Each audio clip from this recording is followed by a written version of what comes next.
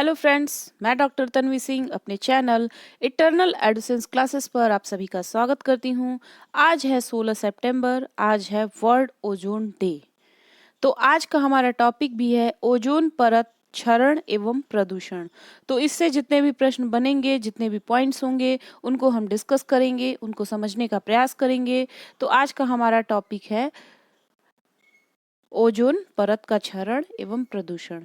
हम थोड़ा सा कुछ ओजोन परत के बारे में उससे रिलेटेड कुछ पॉइंट्स को देख लेते हैं, फिर हम सीधे अपनी क्लास को स्टार्ट करेंगे।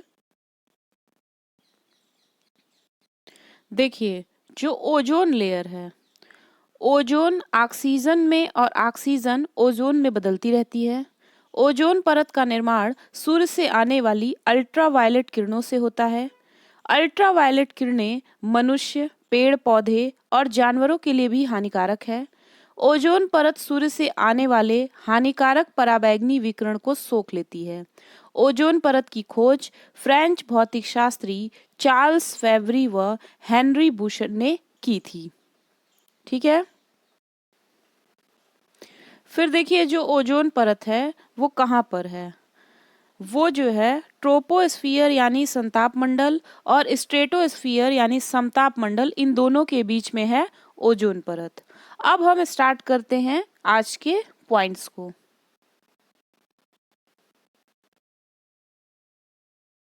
तो हम पर्यावरण एवं पारिस्थितिकी के सेगमेंट में ही ओजोन परत का क्षरण एवं प्रदूषण देखेंगे। तो देखते हैं हम पहला पॉइंट, ओजोन परत वायुमंडल के किस स्तर में स्थित होती है। तो ये समताप मंडल में स्थित होती है। ठीक है। फिर है ओजोन परत पृथ्वी से कितनी ऊंचाई पर स्थित है। तो ओजोन परत की जो ऊंचाई है वो 20 से 35 किलोमीटर है। ठीक है।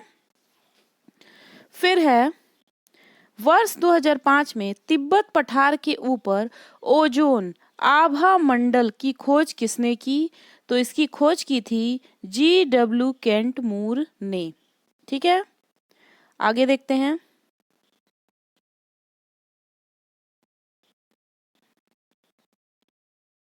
अंटार्कटिका के ऊपर ओजोन छिद्र की खोज किसने की।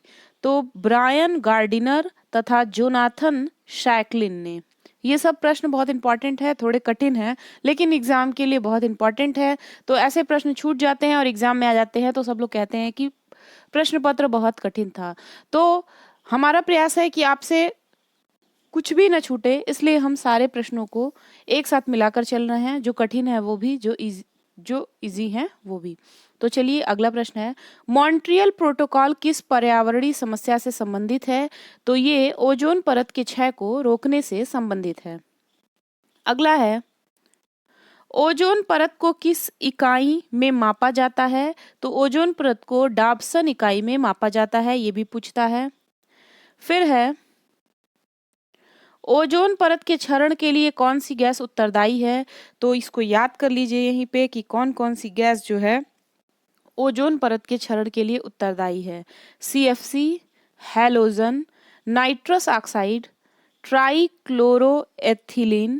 हैलोन 1211, 301 आदि। तो इतना है, क्या क्या है, CFC, halogen, nitrous oxide, trichloroethylene, halon 1211, 1301। अब देखिए कुछ इंपॉर्टेंट पॉइंट यहाँ पे हम देख लेते हैं। जितनी भी चीज ब्रैकेट में आएंगी वो बहुत ही महत्वपूर्ण होगी, उसको आप जरूर याद करिए, नोट करिए। ऐसे पदार्थ जो ओजोन परत को कम से कम हानि पहुंचाते हैं ओजोन अनुकूल पदार्थ कहलाते हैं।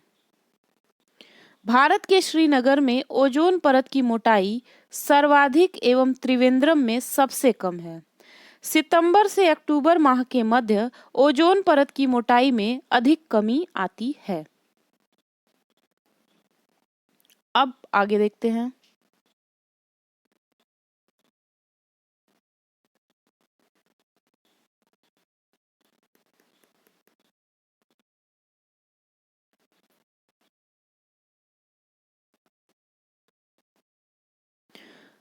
अगला है, वायु में तैरते हुए श्वसनीय सूक्ष्म कणों का आकार कितना होता है? तो इसका आंसर है 5 माइक्रोन से कम।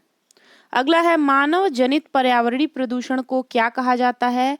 तो इसको एंथ्रोपोजेनिक कहा जाता है। ये भी बहुत इंपॉर्टेंट है, इसको जरूर देख लीजिएगा कि एंथ्रोपोजेनिक जो होता है वो मानव जनित पर्यावरणीय प्रदूषण को कहा जाता है। जैव जैव निम्नीकरण रहित प्रदूषक पर्यावरण में किस प्रकार प्रवेश करते हैं? ये मानव जनित प्रदूषण के कारण हैं। एक मिनट, जैव निम्नीकरण रहित प्रदूषक पर्यावरण में किस प्रकार प्रवेश करते हैं? ये मानव जनित प्रदूषण के कारण पर्यावरण में प्रवेश करते हैं। अगला है, वे वायु प्रदूषक जो प्रदूषक स्रोत से सीधे वायु में मिलते हैं क्या कहलाते हैं? ये प्राथमिक प्रदूषक कहलाते हैं। ऐसे वायु प्रदूषक जो प्राथमिक वायु प्रदूषकों तथा साधारण वातावरणीय पदार्थों की क्रिया के फलस्वरूप उत्पन्न होते हैं क्या कहलाते हैं? ये द्वितीयक वायु प्रदूषक कहलाते हैं।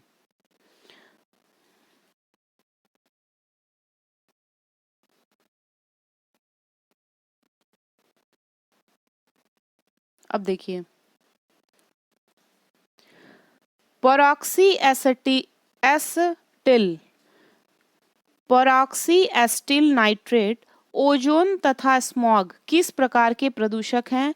तो ये द्वितीयक प्रदूषक है, यानी ओजोन परत वाला जो भी आएगा वो द्वितीयक प्रदूषक में आएगा। ठीक है, अगला देखते हैं, कौन सा वायु प्रदूषक ऑक्सीजन की अपेक्षा अधिक शीघ्रता से रक्त के हीमोग्लोबिन में घुल जाता है? तो कार्बन मोनोऑक्साइड। अगला है, जब अकार्बनिक पोषक जैसे फॉस्फेट तथा नाइट्रेट घुलकर जलीय पारिस्थितिकी तंत्र में आ जाते हैं तो ये जलीय पारिस्थितिकी तंत्र में किस घटना में वृद्धि करते हैं? तो ये सुपोषण में वृद्धि करते हैं। अगला है, वाहनों में पेट्रोल के दहन के परिणाम स्वरूप कौन सी धातु वायु को प्रदूषित करती है?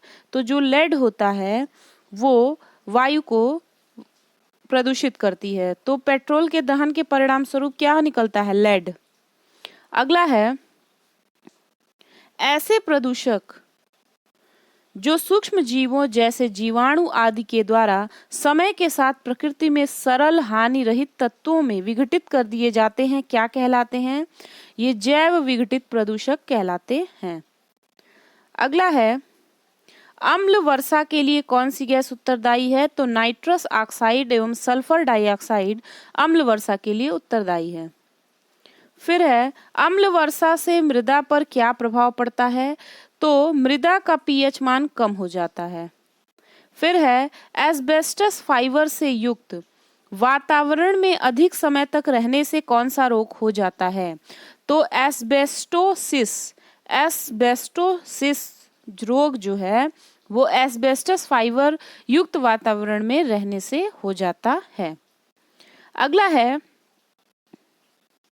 जैव उपचारण से तात्पर्य है जीवों द्वारा पर्यावरण से विषाक्त पदार्थों का निष्कासन। अगला है, रेफ्रिजरेटर में प्रशीतक के रूप में भरी जाने वाली गैसों का विपणन सामान्यतः मैफ्रोन ब्रांड नाम के अंतर्गत किया जाता है। ये सामान्यतः हैलोनिक हाइड्रोकार्बन होते हैं। इसके अतिरिक्त बड़े संयंत्रों में अमोनिया NH3 भी प्रशीतक के रूप में प्रयोग की जाती है। अगला है, जैवोपचार यदि प्रदूषण प्रभावित क्षेत्र में किया जाता है तो इसे क्या कहा जाता है? इसे स्वस्थानीय जैवोपचार कहा जाता है। अगला है, यदि प्रदूषित पदार्थ को किसी अन्य स्थान पर ले जाकर उसका जैव उपचार किया जाए तो इस प्रक्रिया को क्या कहेंगे? इसको बाह्य स्थानीय जैवोपचार कहेंगे। अगला है, प्रदूषकों में जड़ों व पत्तियों में संग्रहित कर जैवोपचार करना क्या कहलाता है? इसे फाइटो निष्कर्षण कहा जाता है।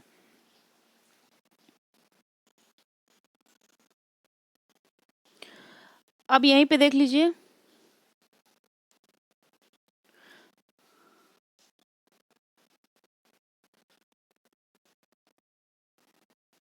ओजोन परत की खोज चार्ल्स फैब्री एवं हेनरी बुसान ने की थी। ओजोन परत की खोज किसने की थी?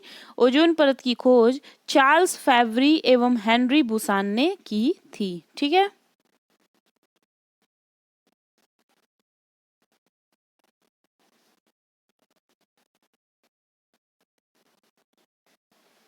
तो देखिए ओजोन परत की खोज चार्ल्स फैब्री और हेनरी बुसान ने की थी। तो चार्ल्स फैब्री का नाम इंपॉर्टेंट है और हेनरी बुसान का नाम इंपॉर्टेंट है।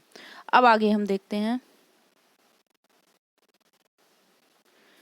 चेरनोबिल यूक्रेन में स्थित परमाणु केंद्र में नाभिकीय दुर्घटना कब हुई थी? 26 अप्रैल 1986 को। ठीक है, आगे देखते हैं, प्रदूषक है कार्बन मोनोऑक्साइड, इससे स्वास्थ्य संबंधित रोग होता है। नाइट्रोजन ऑक्साइड, इससे केंद्रीय तंत्रिका तंत्र संबंधी समस्याएं उत्पन्न हो जाती हैं। धूल कण, इसमें यकृत और वृक्क को क्षति होती है। सीसा, इससे कैंसर होता है। ठीक है, आगे देखते हैं,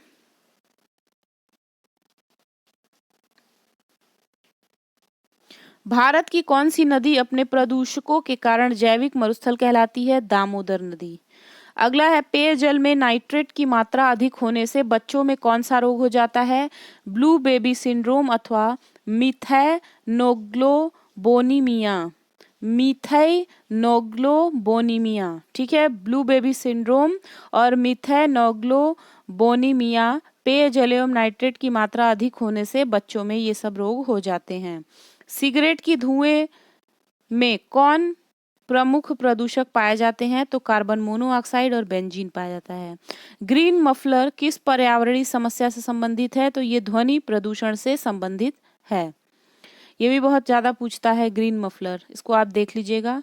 अधूरे प्रज्वलन के कारण कार में कौन सी गैस निकलती है? Carbon monoxide. पॉलीथीन की थैलियों को नष्ट क्यों नहीं किया जा सकता? पॉलीमर से निर्मित होने के कारण पॉलीथीन की थैलियों को नष्ट नहीं किया जा सकता है। भोपाल गैस त्रासदी में यूनियन कार्बाइड फैक्ट्री से किस गैस का रिसाव हुआ था? Methyl आइसोसोनाइट MIC, Mick. फिर है, इंसिनरेटर्स का प्रयोग किस लिए किया जाता है? कूड़े कचरे को जलाने के लिए। भारत में जल प्रदूषण निवारण तथा नियंत्रण अधिनियम किस वर्ष लागू किया गया था? वर्ष 1974 में।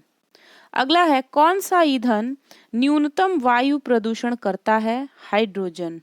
अगला है, सुपरसोनिक जेट विमानों से निकलने वाली कौन सी गैस ओजोन परत को क्षति पहुंचाती है? Nitrogen oxide. ये बहुत इंपॉर्टेंट है। फिर है, पार्थेनियम। पार्थेनियम के पराग कणों से कौन सा रोग हो जाता है? यानी गाजर घास के पराग कणों से कौन सा रोग होता है? चर्म रोग एवं दमा हो जाता है। लाइकेन्स किस प्रकार के प्रदूषक के सबसे अच्छे संकेतक होते हैं? तो ये वायु प्रदूषण के सबसे अच्छे संकेतक होते हैं। नाभिकीय ऊर्जा के उपयोग से किस प्रकार का प्रदूषण होता है? तो नाभिकीय ऊर्जा से ऊष्मीय प्रदूषण होता है। फिर देखिए, इटाई इटाई रोग किस धातु के कारण होता है? कैडमियम से। सीसा रहित पेट्रोल में उचित ऑक्टेन मान प्राप्त करने के लिए क्या मिलाया जाता है? इसमें बेंजीन, टॉल्यून एवं जाइलिन मिलाया जाता है। बेंजीन के कारण कौन सा रोग होने की संभावना होती है? तो बेंजीन के कारण जो होता है रक्त कैंसर होने की संभावना होती है। सिलिकोसिस तथा एस्बेस्टोसिस नामक रोग किस प्रकार के धूल कणों से होते हैं? तो ये जो होता है ये सिलिका तथा एस्बेस्टस युक्त धूल कणों से होता है। भूमिगत जल को प्रदूषित करने वाले प्रमुख प्रदूषक तत्व कौन से हैं? आर्सेनिक तथा फ्लोराइड। अगला है, कोयला उद्योग में संलग्न व्यक्तियों को सामान्यतः कौन सा रोग हो जाता है? तो इनको न्यूमोकोनियासिस हो जाता है। न्यूमोकोनियासिस रोग हो जाता है जो लोग कोयला उद्योग में काम करते हैं। भारत में प्रायः सभी अपमार्जकों में किस पदार्थ की अधिकता पाई जाती है? फॉस्फेट की। अगला है, किस उद्योग में संलग्न लोगों में बिसिनोसिस रोग से ग्रस्त हो जाने का जोखिम रहता है? कपड़ा उद्योग। जल में कार्बनिक यौगिकों का मापन सामान्यतः किस पद्धति से किया जाता है? क्रोमैटोग्राफी से। ठीक है, जल में कार्बनिक यौगिकों का मापन सामान्यतः किस पद्धति से किया जाता है? क्रोमैटोग्राफी से। ब्लैक फुट नामक रोग किस कारण होता है? तो ब्लैक फुट नामक रोग जो होता है वो पेयजल में आर्सेनिक की अधिकता के कारण हो जाता है। किस पादप को जलीय विषाक्त पदार्थों के अवशोषक के रूप में जाना जाता है? तो जो जलकुंभी है उसको जलीय विषाक्त पदार्थों के अवशोषक के रूप में जाना जाता है। अगला है, ग्लोबल वार्मिंग के फलस्वरूप जलवायु में होने वाले परिवर्तन का मापन कैसे किया जाता है? रेडियो सक्रिय फोर्सिंग के द्वारा। अगला है, जीरोडर्मा पिगमेंटोसम नामक रोग किस प्रकार के विकिरण के प्रति संवेदनशील व्यक्तियों को होता है? पराबैंगनी विकिरण। अब हम देखेंगे वायु प्रदूषण और प्रभावित अंग।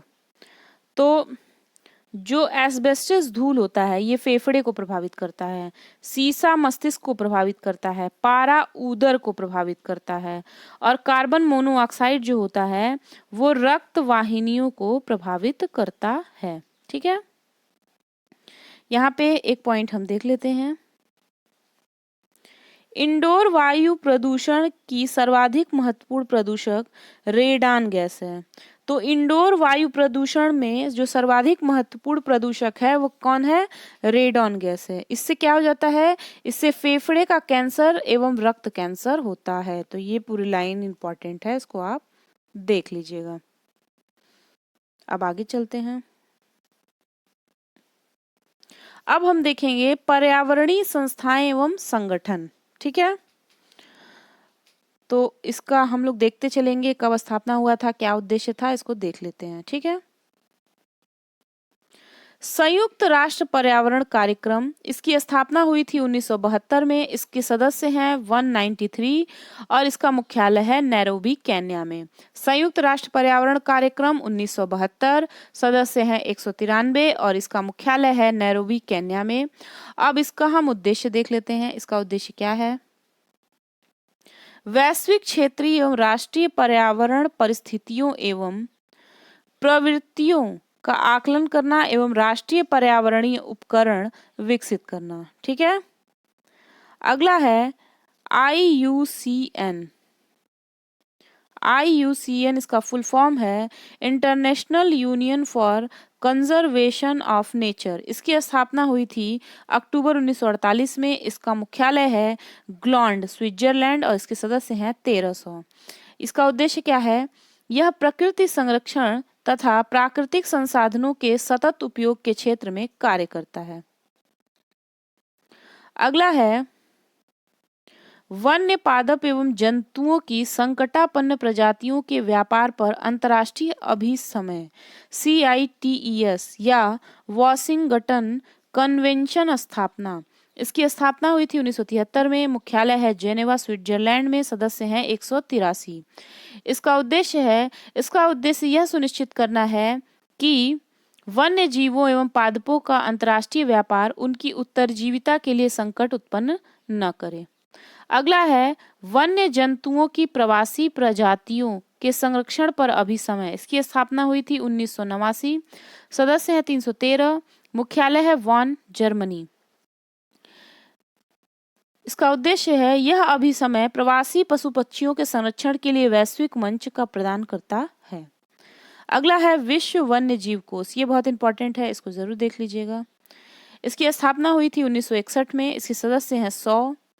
मुख्यालय है ग्लॉन्ड, स्विट्जरलैंड। इसको बोलते हैं world wild fund for nature, WWF। विश्व वन्य जीव कोष 1961, सदस्य हैं 100, ग्लॉन्ड, स्विट्जरलैंड।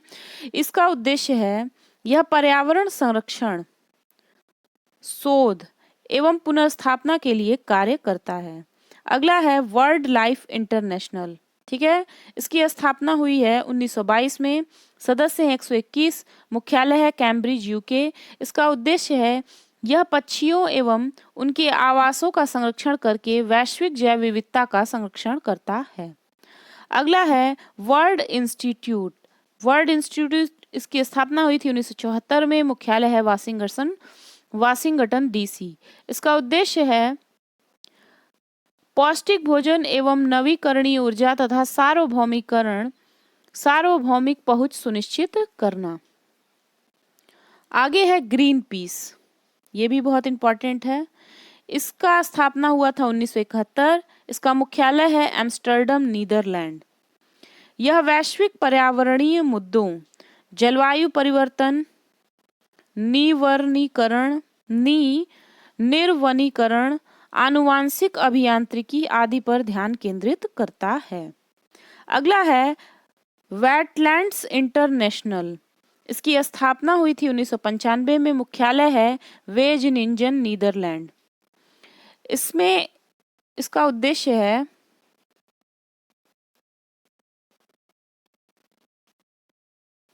यह वैश्विक पर्यावरणीय मुद्दों, जलवायु परिवर्तन, एक मिनट, ये इसका नहीं है, इसका है यह आर्द्र भूमियों के क्षरण को रोकने एवं नष्ट आर्द्र भूमियों को पुनः पूर्वावस्था में लाने के लिए कार्य करता है। ठीक है, क्या वेटलैंड्स इंटरनेशनल।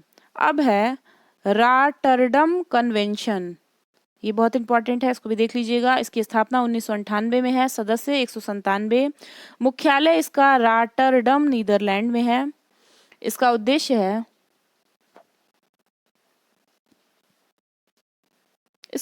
मानव स्वास्थ्य एवं पर्यावरण को हानिकारक प्रभाव से सुरक्षा हेतु पक्षकार राष्ट्रों के मध्य हानिकारक अपशिष्टों के अंतर्राष्ट्रीय संबंध में व्यापार पर सहकारी प्रयासों पर बल देना है। अगला और लास्ट है स्टॉकहोम सम्मेलन। इसकी स्थापना है 2001 में। इसके सदस्य हैं 192। मुख्यालय है स्टॉकहोम, स्वीडन। इसका उद्देश्य हम देख लेते हैं। यह अनवरत जैविक प्रदूषकों के प्रयोग को समाप्त करने अथवा उन पर प्रतिबंध लगाने के लिए कार्य करता है। तो स्टूडेंट्स, ये वीडियो जो हमारा अभी जूनियर शिक्षक भर्ती है उसके लिए, नेट के लिए, असिस्टेंट प्रोफेसर के लिए, और भी जितने एग्जाम जिसमें पर्यावरण एक टॉपिक ही है उसके लिए बहुत ही इम्पोर्टेंट है, क्योंकि ओजोन परत और प्रदूषण से बहुत सारे प्रश्न पूछता है। और इस वीडियो में वो सारे इम्पोर्टेंट प्रश्न समाहित हैं जो आपके एग्जाम में आ सकते हैं। तो हमारे चैनल के साथ बने रहिए। हमारे चैनल को ज़्यादा से ज़्यादा लाइक करिए, शेयर करिए, सब्सक्राइब करिए। मिलते हैं अगले टॉपिक के साथ अगले वीडियो में। तब तक के लिए धन्यवाद।